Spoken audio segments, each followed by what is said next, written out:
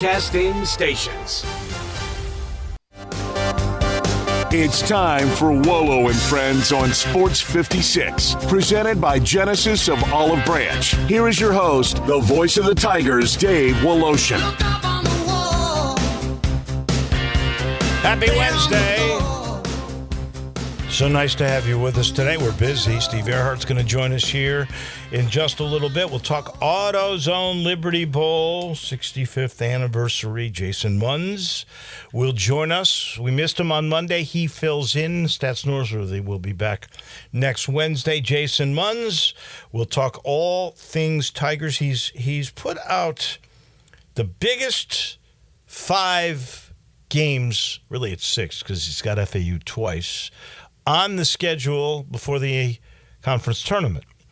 We'll go over all of those with him. Ron Higgins will join us. Did you see that there is a new, I guess it's 30 for 30 by ESPN, on Reggie White?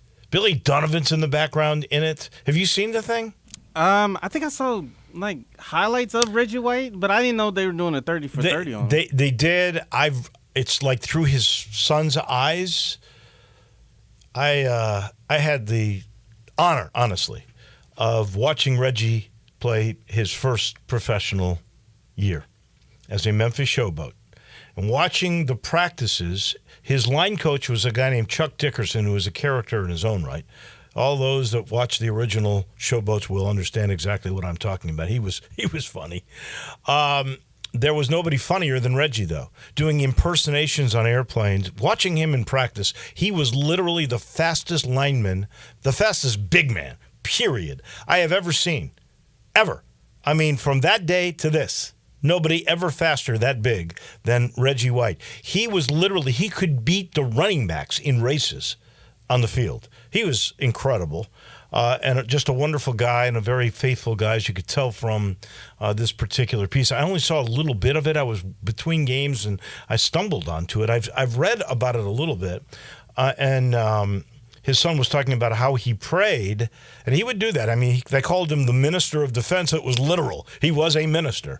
And so he was talking, the son was, about how when Reggie decided to finally go to Green Bay, that he had actually literally prayed for hours about it. That was the kind of guy he was. He was truly a unique guy.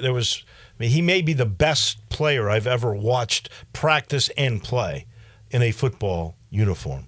Amazing. So if you get a chance, go see it. And Ron Higgins was one of the original beat writers of the USFL. That's how he got to Memphis years and years ago. We may talk a little bit about that and a whole bunch more. So we've got a busy morning coming your way. 4 in a row now for the Memphis Grizzlies. Last night, it really was Marcus Smart, I think, who won the game with some defensive plays and some nifty passing. I mean, in overtime, the exclamation point was an inbound pass, sideline entry into the near right corner. Okay? Then a quick pass, because here comes a double team, to Marcus Smart, who was the inbounder. And he takes one dribble, sees on the backside, here comes John Morant, alley-oop pass, slam dunk, and they needed that slam dunk, by the way, because they only ended up winning by 1 in overtime. Sort of a needless triple at the end. They were up 4. It was really a pretty good game. Unsung heroes. You know, you got the big 3. Ja, by the way, in the 4 games, then they're 4-0 with Ja.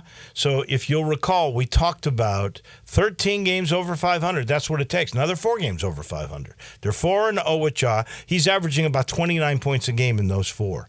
But Bane had a big night, and Triple J had 19, so it was 1 point shy of all 3 20-plus, which has been the story in this thing. But to me, it was Marcus Smart. 5 steals in the game, heads-up plays, a couple of critical assists. I thought it was his fighting spirit, his defensive play, his moxie that helped to win that game. Not take anything away from Ja or Bane, who again hits big threes when you have to have big threes. The other unsung hero in this was Xavier Tillman, who played really good defense, and on top of that, he had 5 blocks. 5 blocks. I think his career high was 2. To go to 5, that's pretty impressive. The team as a whole set a record on the road. 17 blocks in that basketball game. That is amazing. Crazy ending in regulation. Honestly, New Orleans blew it. They had the lead. They could have won the game. They didn't play very smart. They fouled Triple J, who could have won the game in regulation with 1.5 to go on a free throw, and he missed the second one. He had hit 9 in a row, so you can't say terrible free throw shooting or whatever you want. I mean, 9 out of 10 is a pretty good figure. Unfortunately, the 10th one was a little short. But he made amends, and this was a mistake by the Pelicans coaching staff. They took Zion Williamson out. Part of that reason is because the guy, it's overtime, right? He's fatigued. He's so big, he can only go so long. And so they take him out for a breather. They bring in a smaller guy. The Grizzlies recognize that. And Triple J scores 2 in a row in the paint over a guy who's just not big enough to handle him. So Williamson not being in the best of shape, not being able to be in there for the critical minutes, and the Pelicans' choice of replacement, that really hurt them. And then I mentioned the Ja alley-oop. That was the icing on the cake. Another comeback from this team that once Ja got here has this incredible will to win. They were down 24 the first time they played the Pelicans and came back. This time they were down 15 and came back to win. Now they're in Denver tomorrow. That'll be the toughest test since Ja came back. And we shall see exactly how that thing will play out. But 4-0, that's exactly what the Grizzlies needed. If they're going to make postseason, they had to have a spectacular start to this new Ja era, a new beginning for their season, and they certainly have gotten that. And they haven't played chopped liver. Twice against the Pels on the road, right? Once at home against Indy, which got to the finals of the in-season tournament, right? And then Atlanta on the road. So 3 of these 4 games have been won on the road. I would say that's a very, very promising beginning. By the way, and we'll talk with Steve Earhart a little bit about a lot about the AutoZone Liberty Bowl, but a little bit of a surprise to me, and maybe I'm the only guy, because I thought we did a Ryan Silverfield TV show that was sort of a preview of the game with Iowa State, and Tim Cramsey was on it, representing the offense. Of course, it was Ryan's show. He was the star of it. And then to replace Matt Barnes as the defensive coordinator, they brought Charles Clark. Charles Clark had already been named one other time the defensive coordinator on an interim basis when the Tigers went to Hawaii to play. Of course, that game was canceled, but he was named Mike McIntyre's replacement when he went to go get the head job at FIU.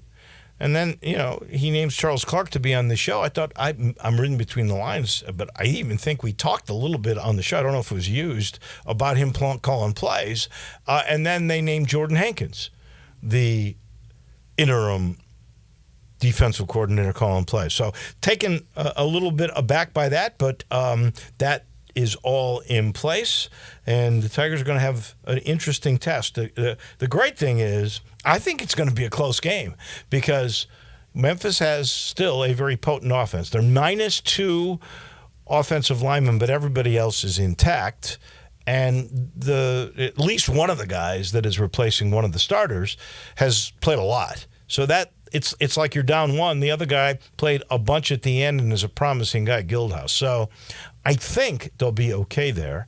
And if they can move the football, they'll stay with this team because this team actually has great defense, not a very good offense. I think this is a low-scoring, tight game all the way down. Steve Earhart's going to talk about that in just a minute. I'm sitting in the Family Leisure studio, and I will let you know there's another sale coming. The Christmas sale is obviously over, but the after-Christmas sale, it's coming, and I'm sure it's going to involve the great things like the pools, the hot tubs, the saunas, even those massage chairs. You're still tired from all the shopping. All you got to do is get to I-40 and Whidden Road. Go see our friends. Go see Billy. Go see Lindsay. Go see all the crew. They're there to make your stay beautiful. You'll love the inside. It's really well done. And maybe you'll even try your hand at some pool. All you got to do is get there. That's right there, I-40 Whidden Road, just about a block, maybe a half a mile to the north. Turn right. You're right there at Family Leisure. You know our title sponsor? That is the great folks at Genesis of Olive Branch, right at the corner of Craft Road. And that's the first exit, Mississippi, off Highway 78, which is Lamar. They've worked on that road. It's so quick to get there now, and you'll love what you see when you get there. Remember how we were down on cars all across the country? Loaded! And Genesis of Olive Branch has several of these very fast-moving Genesis SUVs. The guy to go see there is Vinny Gerard. He is over the Genesis cars, and he's got specials now on the SUVs, the GV70, the smaller SUV, and the GV80 larger. They both have all the new bells and whistles, all the new technology. What a car. With that luxury ride and all the toys, you can't beat Genesis. You can't beat the SUVs. Go see Vinny at Genesis of Olive Branch. Fresh off the FCA breakfast this morning, that would be our friend Steve Earhart. I'm sure you're good and full from that really wonderful breakfast. Who spoke? Who was the featured speaker today? It was Chris Walker, who is the Christian Brothers High School graduate who went and played for the University of Tennessee and then played for the Baltimore Ravens. And he spoke more about his experiences here at CBC, or not the college, but the high school, CBHS. Christian Brothers High School, CBHS, and about his faith and his immersion into the FCA mission. And so he spoke well, and it was a good event, a big sold out event, and it's a fundraiser for the FCA, and we're glad to help and partner with FCA as we have. This is one of our official events, the AutoZone Liberty Bowl FCA breakfast. You had the rodeo. How did that work out? Yeah, the rodeo went fine yesterday, and we had the first time we had a new. We've always had bull riding, but we had a big new gold belt buckle. The rodeo cowboys. Those of your listeners out there, that's a big deal. So we had AutoZone Liberty Bowl, a beautiful belt buckle for the winning cowboy on the bull riding. So do you have one of those belt buckles? I mean, I do not. Really? I'm shocked. I have never been a bull rider. Dave, you would fit in now. Do you know the average weight and height of bull riders? This is a trivia contest. I exceed the weight now. Back in my day, I would have been. Yeah. When I lived in Steamboat, there was a rodeo on a regular basis there, and there were a lot of cowboys. You could see them practice right by Howelson Hill. There was a little rodeo arena. Seriously. All right. So you're the new rodeo king. All right, David. I swear to you, I saw that one time, and I said, these people are absolutely crazy. I mean, every time you end up in a major fall on a fast-moving something, right? Like if you're doing the bull riding, you're how many pounds, thousands of pounds of that thing weigh? And it's trying to kill you. It's trying to kill you. And then they stomping you. I know. That's right. Exactly right. But it was a great event. And then, of course, we roll into our team welcome party tonight. So the players from both the University of Memphis and Iowa State will be out at Dave & Buster's having dinner, and then having a chance to play all their games, compete in all their various games. They're not coming together now. The old days of putting teams together, I think, are passé now. But each one of them will have a couple hours out there at Dave & Buster's tonight, and then, of course, tomorrow we really swing into action with the 10 o'clock NCAA meeting with the ESPN people and the band people and everything, and then the parade steps off at 2 p.m. on Beale Street, and the Iowa State people they're having a pep rally tomorrow at noon at AutoZone Park. And they have the team there and so on, and then they all gather, and the thousands of them march down from AutoZone Park to Beale Street to get ready to get into all the clubs and the restaurants and drink some Busch Light beer and be ready for the parade at 2 o'clock. So, and then after the parade, immediately afterwards, the Tigers band and the Mighty Band of the South, Sound of the Mighty South. Sound of the South. Of the South, I got the right name. And the Iowa State Band will face off there in Handy Park with kind of battle of the bands. We call it the Bash on Beale. And so we encourage your listeners to come on down there. There's more people throwing out candy. People are loading up with a kid, but you can jump in and out of the clubs. I know the Tigers headquarters, I believe, is at Alfred's there for the parade. So, encourage people to come down. It's one of downtown's biggest events of the entire year, and there'll be thousands of Cyclone fans down there. So encourage Tiger fans to come on down. You'll have a good time down there, and get some candy for the kids, or drink a beer for the adults there. So big day tomorrow, and then of course the game on the next day. Our pre-game buffet, that wonderful event, all you can eat and drink.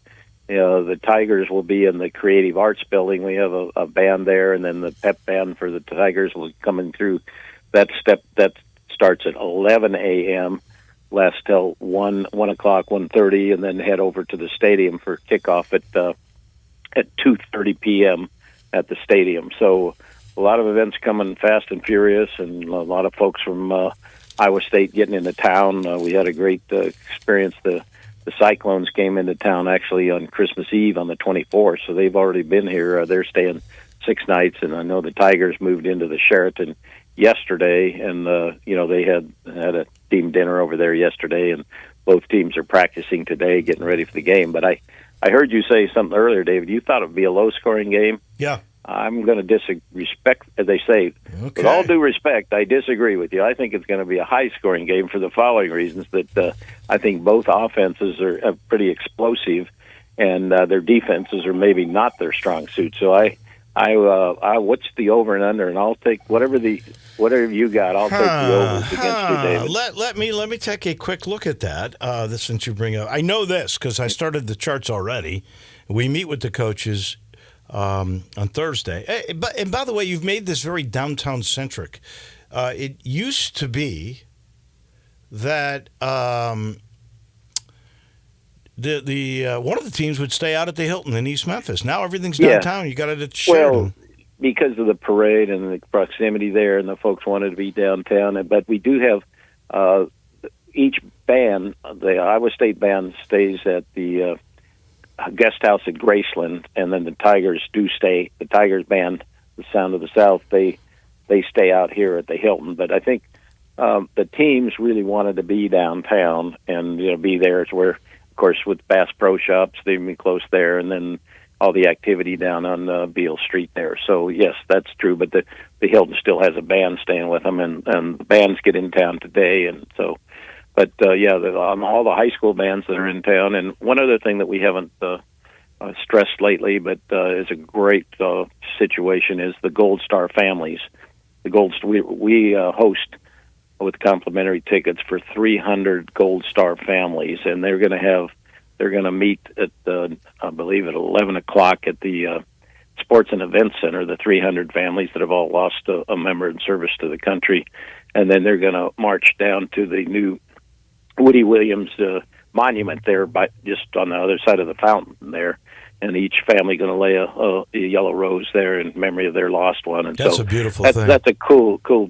That's a good word, David. It's a beautiful thing. And so, if you're out there on Tiger Lane when you see 300 families marching in together down through from the Sports and Events Center, and so there's so much great activity. And so I really would like to invite Memphians to come out and enjoy all this festivities. It's a great event, putting Memphis on the map with a great television rating, and it's not going to be that cold. There's no rain in sight. The weather people say it might be a little early in the morning, but by afternoon there'll be no precipitation. So it could be in the 45 to 50 range, but with no precipitation. It'll be a good, crisp football game. So.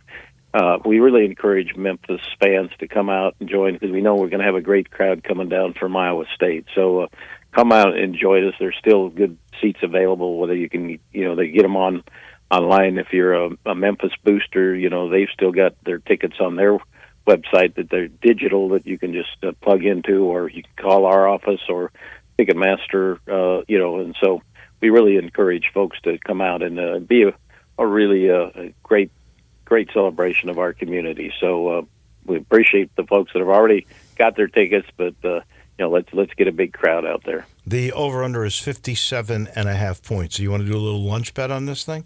I'll take the under.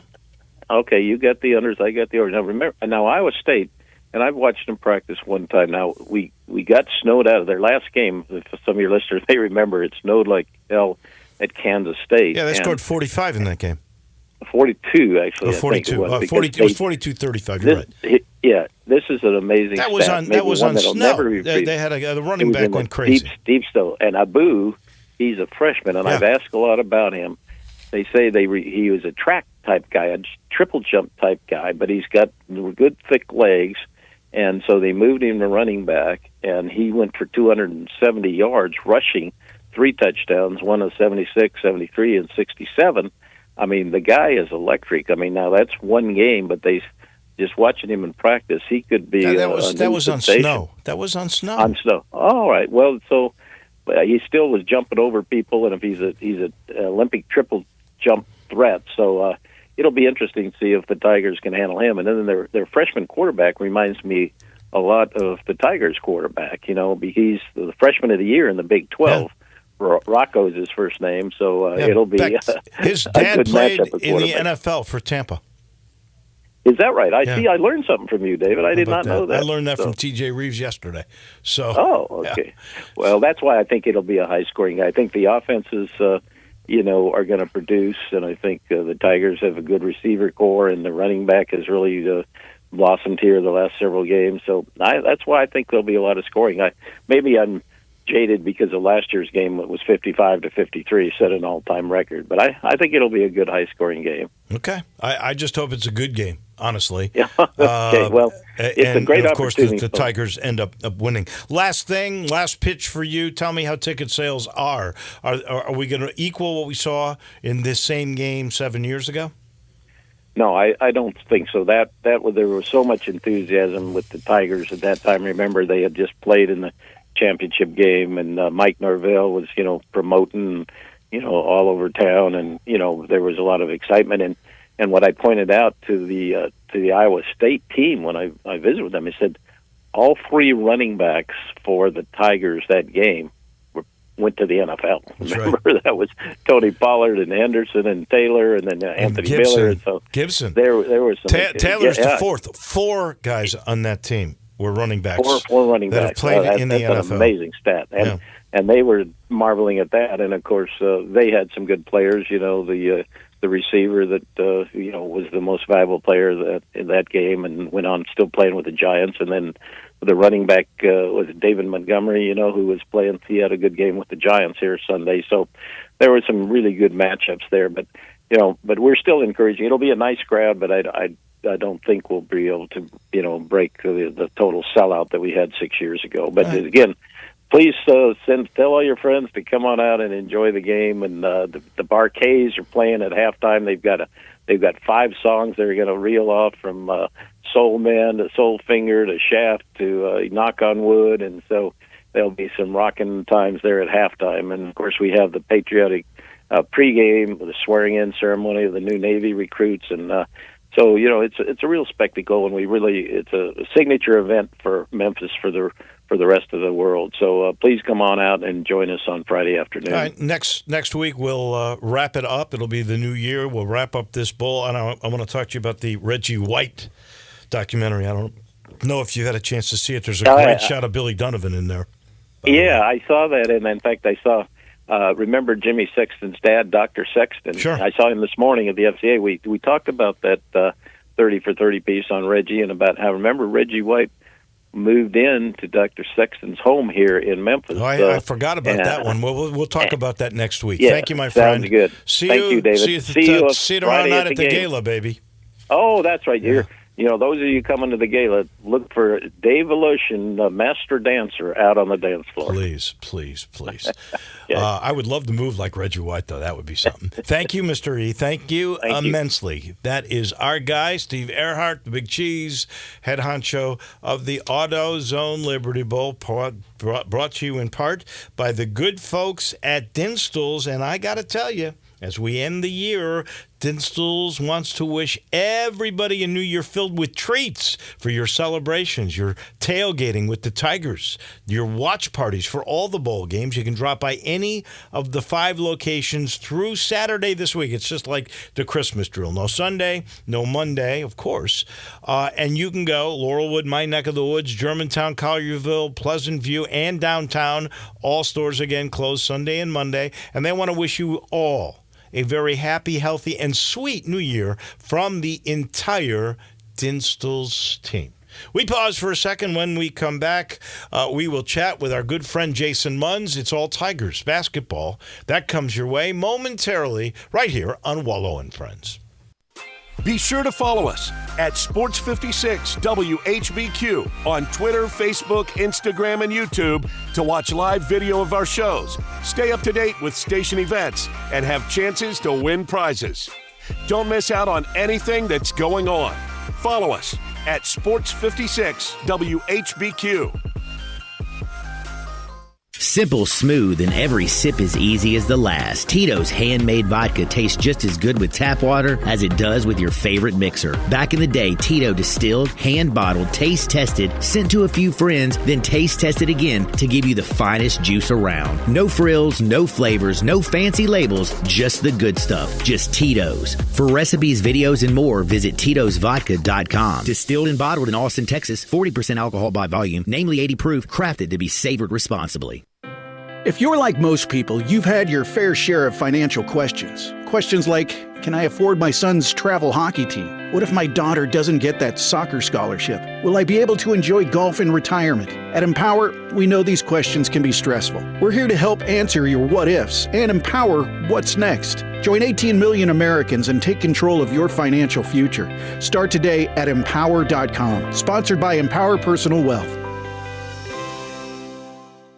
I'm Gary York. I'm the service director at Lexus of Memphis. Our service department wants to be more than just a place where you get your oil changed. We do glass repair, windshield replacement, recalibration of your camera and sonar systems, even wheel repair, tire replacement, all the things you would expect from a luxury automotive dealer. Please check out our website. You can schedule your appointment, check out our specials, hours of operation, or if you'd like to do it in person, please reach out to one of our associates at 901-271-5199. Do you have a game plan for COVID-19? Prescription oral treatments must be taken within the first 5 days of symptoms, even if mild. If you have a high risk factor, ask your doctor if treatment is right for you. Visit treatcovid19.com. Sponsored by Pfizer. Ole Miss Rebel Yell is back. The Rebel Yell Hotline Radio Show is back on WHBQ Sports 56 and 98.5 FM. Every Monday night at 6, hear the latest news on your Ole Miss Rebels with Yancey Porter with 24/7 Sports, former Ole Miss defensive tackle Mike Fitzsimmons, Gordon Ford covering SEC Sports Call, and former Ole Miss baseball announcer Gary Darby. From kickoff to free throw to extra innings, your Ole Miss Sports on the Rebel Yell Hotline Show. Right here Monday night at 6 on Sports 56, 560 AM and 98.5 FM. Your Mid-South Sports Station. Now back to Wolo and Friends on Sports 56, presented by Genesis of Olive Branch. Here once again is the voice of the Tigers, Dave Woloshin. Take me to the bottom of your soul. Take me to the bottom, lead me to the chamber, take me to the bottom. You could see Jason say that Jason Munz is the pilot of coverage on the Tigers. We missed him on Monday because of the holiday. Flexible enough is Jason Munz that we could get him today. We appreciate that. So the Tigers get to 19 in the AP, 18 in the coaches. Had they beaten Vandy the same way they had beaten Virginia, do you think they would have been ranked higher? Good morning. Happy holidays to you, Munzie.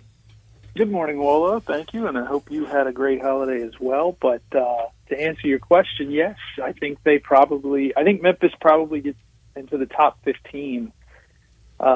Certainly, in both polls, had they gone out and gotten some style points. But as it happened, they had to fight, scratch, and claw at home against a Vanderbilt team that has not been very good this year. And so that's what happened. I think that it put a little bit of a damper on the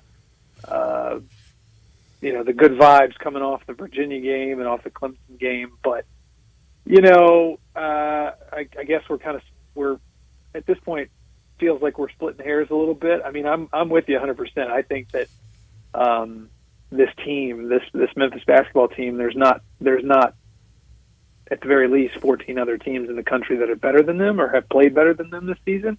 But yeah, I mean, when you struggle at home against a Vanderbilt team that is struggling the way this Vanderbilt team is, then you're gonna.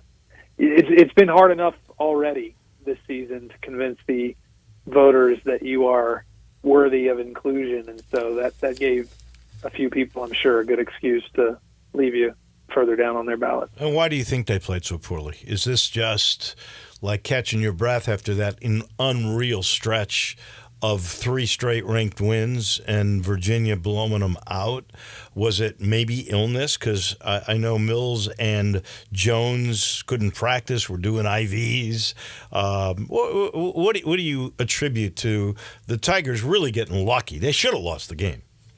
Yeah, I mean, I would say those two things are probably at the top of my list. The fact that, and you mentioned, Penny said after the game that Caleb Mills and David Jones had been very sick. That even David Jones was on an IV after the game, after dropping 28 points. He had to get hooked up to.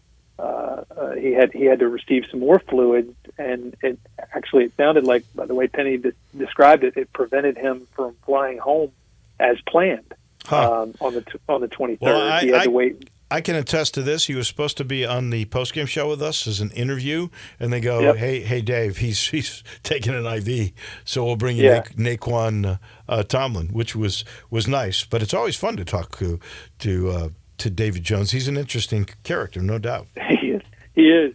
But you also had Jaquan Walton, who Penny said to us that he didn't even know how he played because he had been dealing with that ankle problem. He had been limping all week with that ankle issue. And so, you had him who wasn't at 100%, and Caleb and David who were at 100%. But it has been a very grueling stretch. And, it looks like it might have that plus the fact that, I'm sure some of the guys were looking forward to getting out of town and laying low for a couple of days, and he kind of put it all together, and I think that's all those were the biggest reasons why. It was a very nice moment when Tomlin entered the game. Got the ball on that right wing, passed it to the corner, got it right back. No one was on him, so he said, okay, and makes his very first three, his first attempt as a Tiger was a swish, and the crowd went crazy. That was a beautiful moment. But then you could tell he was rusty and he got tired. What is your take on what he will be like, not in that game, but in the long run for Memphis? So I think we saw very fleeting glimpses of the sorts of things that he can do. That you mentioned the three-pointer. What about the drive where he sort of like threw up this little off-balance deal that hung up on the rim for what felt like a long time, and then eventually went down, and he gets the and one. Like, I think there were a lot. It was largely clunky and clumsy because he has not played in the game since March. He does not fully know the system. The system doesn't, the teammates don't fully know him. His coaches don't fully know him. There was a lot of clunkiness to his debut, but if that's as bad as it's going to get, and I mean, who knows, maybe there will be, he's going to struggle, you would think, here and there, but if that's as bad as it's going to get, well, then I think Memphis and the Tigers and you're in for a pretty special last half or last 2/3 of the season or 3/4 of the season, depending on how far they go in the NCAA tournament. But I think you saw some of it. He can shoot the three. He can create his own shot. He can penetrate. He can handle the ball a little bit. He can rebound. He can block shots. He's a game changer. He just is. He's a game changer, and if it only gets better from here, look out. Well, he's in. It sure looks like Jordan Brown is out. No word on anything about Jordan Brown. What's your hunch? What do you figure out here? Yeah, I mean, it just, this has lingered far too long for, in my estimation, just my read of the situation. It's lingered far too long for there to be any sort of reunion or reconciliation, whatever the case may be. When was that Ole Miss game? That was the last game he played. That was December 2nd. So I guess, we haven't yet quite reached 4 weeks since he But departed. it's 5 wins. He's been gone for all 5 wins. No, that's true. And they look a lot better. The team looks a lot better. I think the team feels a lot better. I think the team feels tighter. Without Jordan Brown, it just never felt like he was compatible with Penny's system, and so I would be very surprised if he does come back. The last time Penny was asked about it was after the Virginia game, and the way he phrased it was, "We haven't turned the page." But he also, he didn't say he was sick. That was the first time he addressed Jordan Brown without saying he was sick, or still sick. So there was that. But, he didn't say anything about, he won't be back. So I don't know. I would be surprised if at this stage, having gone this long without him, that he'd be back. All right, one more non-conference game, Austin Peay, and then we get into the conference schedule. You have written an interesting article, the most important games left on the schedule. You've got six games, 5 teams, because you included both Florida Atlantic. What I was interested in was, you have proclaimed to me we have a little dinner bet or lunch bet, whatever it is. Whatever. You're saying the Tigers are going to lose at ECU.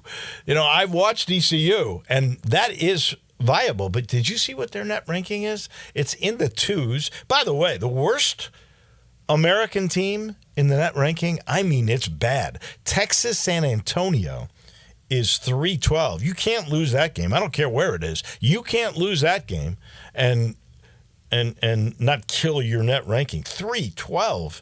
But you've got at Tulsa, the opener, at Tulane, where it's always hard for Memphis, Charlotte at home, which was surprising to me, both FAU games, and the UAB game, but not in Birmingham, the one here, which I found curious. So let's talk about it.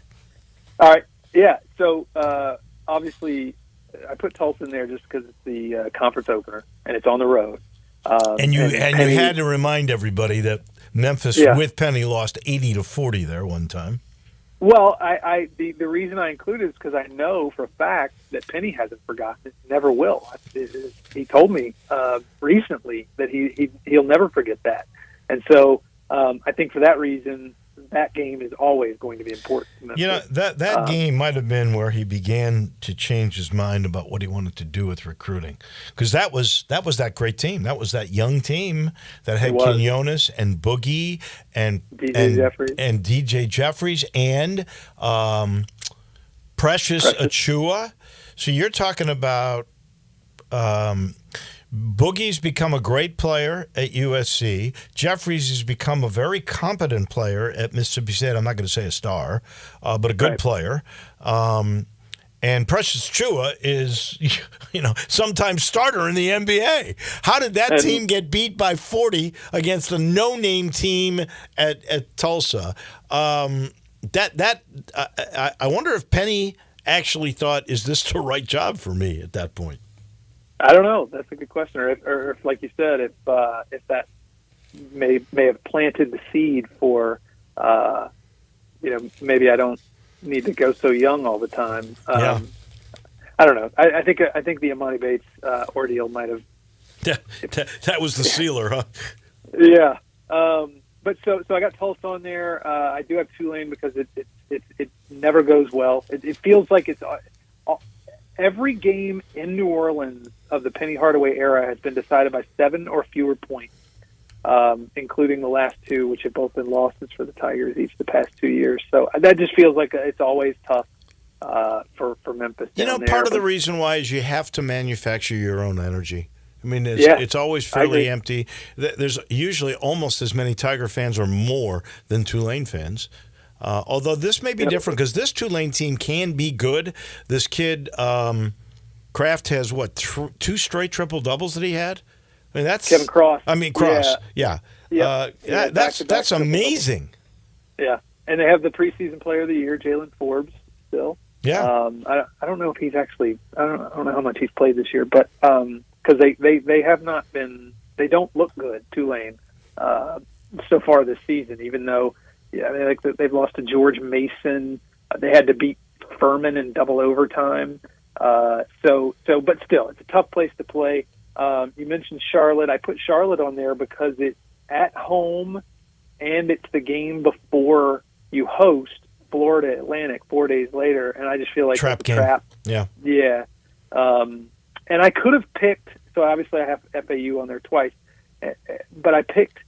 There's two games in between the two FAU games, and that's East Carolina on the road and UAB at home. I could have picked either one, honestly. East Carolina's away, and I know that I had predicted before the season that would be a loss, and I still would. We'll see.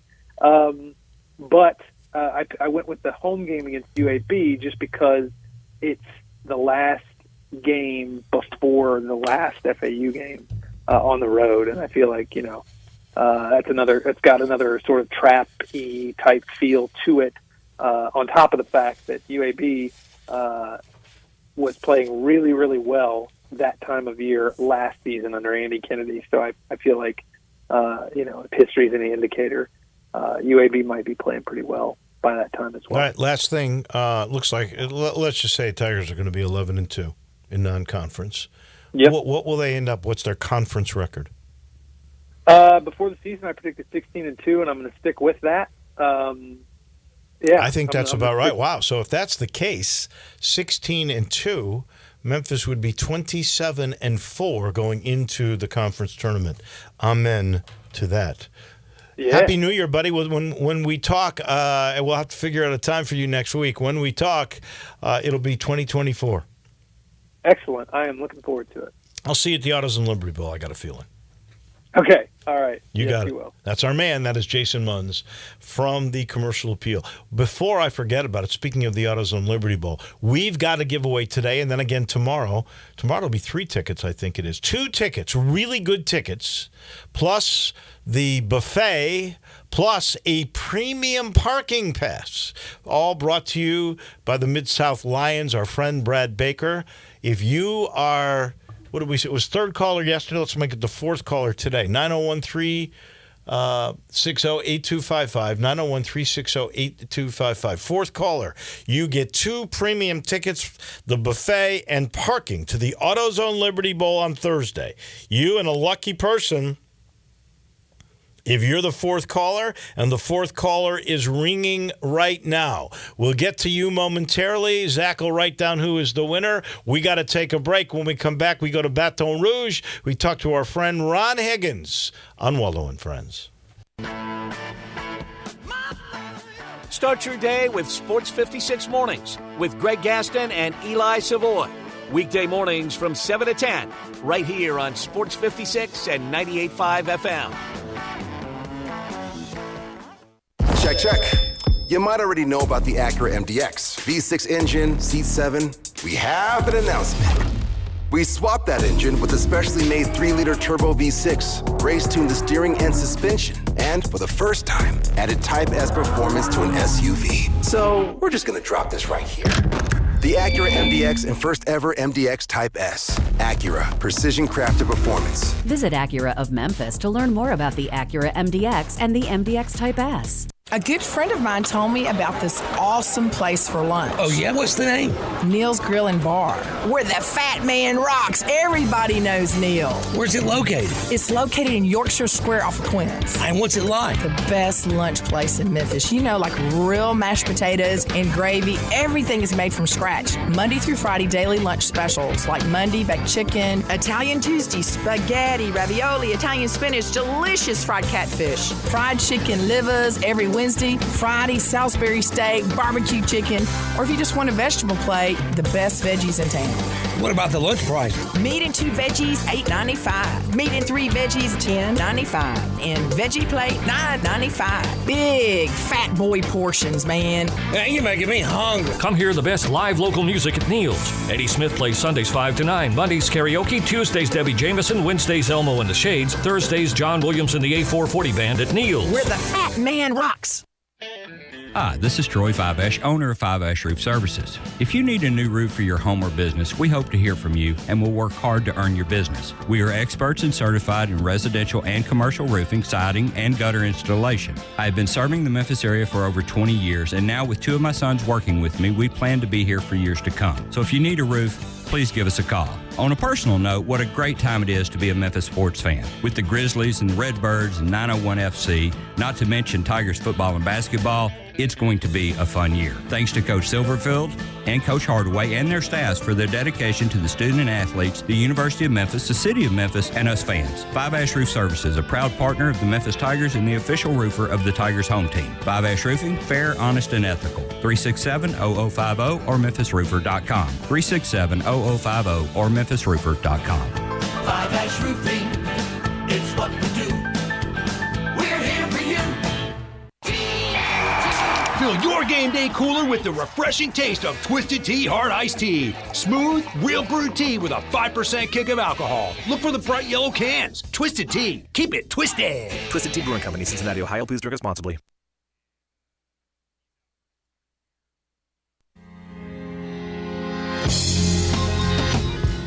Now back to Wolo and Friends on Sports 56, presented by Genesis of Olive Branch. Here once again is the voice of the Tigers, Dave Woloshin.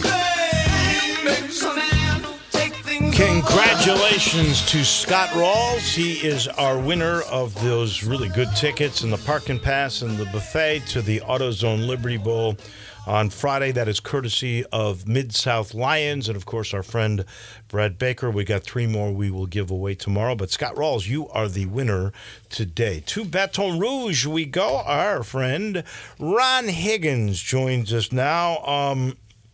The first time I ever met you, I remember it was in Washington, D.C., in a bar in Georgetown with our friend Paul Hartledge, because you were covering the showboats, and you thought we ordered pitchers, and actually Paul Hartledge almost took your hand off when you grabbed to go pour some.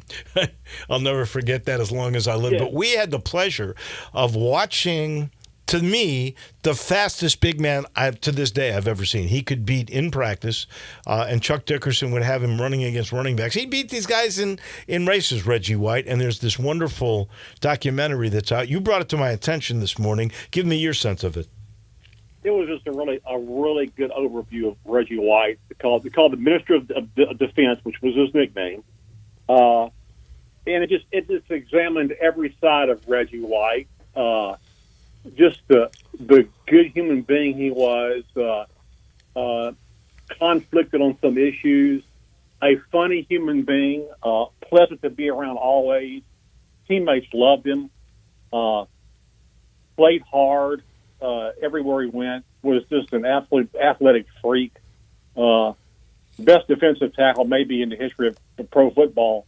Just would just throw people aside. I mean, when you watch his film, you realize that there's one play where Chris Carter tries to block him, and he takes Chris Carter and throws him into the quarterback and sacks the quarterback. Just picks him and throws him, and you just start laughing. But he was a delight to be around. He was somewhat naive. He got taken advantage of by a local Memphis clothier who sold him a bunch of socks. Well, that actually stemmed, wasn't that from an article Mike Fleming wrote? Former commercial appeal writer? And Pepper Rogers turned into like Reggie White's sock day. Yes, all the fans right. waved socks. Yeah. To make Reggie feel better. Well, then they called it the sock exchange, even though it was like a play on words for the sack machine. Yeah, so they turned into something good. Yeah. And we all have great memories of that team. They didn't last that long because of Donald Trump ruined right. He sure did. USFL. But the best owner ever in Billy Donovan. Got the resources to win. Would do anything to win. Players loved him. Loved Billy Donovan. Pepper Rogers was the ideal coach for that team. Just an offbeat, funny human being. It was probably one of the most fun I ever had covering a team. I know it had to be the same for you. It was. Well, it was my first taste of what the major leagues felt like, really, because Billy ran the team like an NFL team. You hired away the assistant commissioner of the league in Steve Earhart, who's a New York guy who'd come from Colorado. But I mean, he was a big time guy. He put a lot of resources into it. They were stealing guys away like Louis Sharp from the NFL. I mean, they were serious about winning, and at that point, the difference between the USFL now and the USFL then is that this was an attempt to try to get into the NFL. That was what Billy Donovan had in mind. And in fact, if Memphis had built a new stadium, I clearly believe either Seattle or Jacksonville would have been a Memphis football team. I agree. Yeah. But they did build one, so there you go. You are where you are, and you have a pro basketball team that has their star back. Yeah, and it's fun watching them play joyful again and having a good time and having fun. Yeah, they've won 4 in a row since he's back. He is one of those transcendent guys that lifts, like the high tide lifts all boats. That's what he's doing with this team. There's no doubt. I mean, every time Memphis comes on, whether it's college or pro, I still watch. You're the Memphis play-by-play guy for everything, and their basketball team. We talked about this last week. This is a really good team because when it doesn't play well, it can win. Yeah, like Vandy, right? Like Vandy. When it doesn't play well, it can win. And they didn't play. Vandy, of course, Vandy shot out of their mind. Okay, we know that. But they still found a way to win. That's why I think this team can go a long way. Yeah, no, that they win close games. They know how to win close games. And they don't get rattled. And even when they don't play great, they know how to win. This is clearly, in my mind, the best team since 2008. That was a special team that should have won the national title. So we'll see what this one does. I kind of want to look ahead. Ole Miss seems to be incredibly leaning up in the portal. Yeah. You add Oklahoma and Texas. And I know we're still talking bowls, right? But there are so many opt-outs. Tennessee's down to a freshman running back, right? He was going to be the heir apparent, but the other 2 running backs have left. And they're playing their freshman quarterback as the Milton entered the portal. That's right.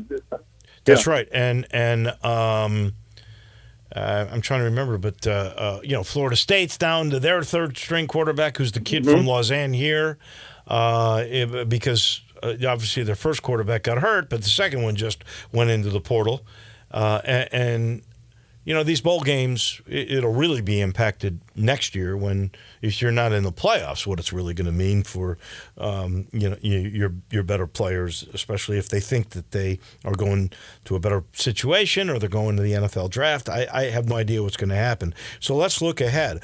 Ole Miss, Texas, Oklahoma. I mean, then you still have Alabama and Georgia. How would you rank what's going to happen next year in the SEC? Who would be your top 6-7 teams? Well, I would go not in any order. I can't pick an order. Alabama, Georgia, Texas, Ole Miss, LSU, probably Auburn, Oklahoma. Wow. So you think Auburn, they did have a good class. You think Hugh Freeze will turn it around that much? Yeah, they had a good class. All right, so you just named Let's see. You named. It was like Alabama, 7. Georgia, Texas, Ole Miss, LSU, Auburn, Oklahoma. Oklahoma. That's 7. Yeah. How many of those 7 get into the playoff? All of them? No, you have a 12-team playoff. Not going to get it all in. I'd say. Well, there's only 7. Well, there'd be 6 open spots, right? Yeah. Because you've got the winner of the SEC, the winner of the Big Ten, the winner of the Big East, the winner of the Big 12, and the group of 5. So that's 5. So there's actually 7 spots. I said they'll probably get 3. I mean, they'll probably get 3. I don't see them getting 4, so that'll be a battle. I mean, really will. Yeah, I think they'll get 4 spots easy out of the 12. 4 easy. Yeah. The champion and 3 others. I think they could get 4 others. I wouldn't be surprised if they got 5 of the possible 8 spots for the SEC for any conference. Well, we'll see. We're getting through the bowls this year. I'm one of those lunatics, Dave, that I watch a little bit of every bowl. I mean, I just do. I love watching bowl games. So were you watching the bowl games last night? Yeah. Yeah. You watched Sure Texas was. State and Rice? I caught about a quarter of that because the Texas State quarterback used to be at LSU for his freshman year. He's from Ponchatoula, Louisiana. Right. So I watched that. And that was Texas State's first bowl game ever, I believe. Correct. Yeah. It sure was. I caught a little bit of Bowling Green, Minnesota. Minnesota's quarterback, he was a senior. He was getting his first college start ever in his last game of his career because somebody opted out. And Kansas and UNLV was a good game because both those teams had good years. They're trying to rebuild. Yeah, well, programs. Barry Odom did a marvelous job at UNLV. Yeah. I mean, he really and so did. Today's the same thing. And people want to watch Tulane, of course, is right down the road. And without their head coach and without their quarterback, I don't see how they have much. Well, we don't never know these crazy bowl games. That's true. Yeah, Carolina and West Virginia, I always watch that just to see the winning coach get a bunch of mayonnaise dumped on him. Louisville USC is an interesting matchup. USC underachieved. Louisville was kind of in the middle somewhere. Now, Caleb Williams is not playing in that game, correct? No, I don't think he is. A&M Oklahoma State, I don't know about that one. I like to watch a little bit again because you never know. A lot of these games are really, really surprising, competitive. I mean, a lot of them have great comebacks. A lot of them win their first bowl game ever, which is always fun to watch. Yeah. And so, I'm not like your typical. You just love. fan. Look, you love college sports. Your dad was at SID for goodness sake. There's stories everywhere. There's everybody. Oh, has, I mean, I don't. You don't have to play for the ultimate prize to have a game mean something to you. You just don't. I mean. Make sure you watch tomorrow. Oh, not tomorrow. Friday.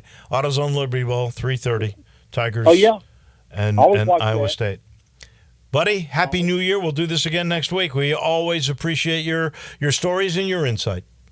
All right, Wolo. Take care. We'll see you. Got it. That is our SEC historian. That is Ron Higgins down in Baton Rouge.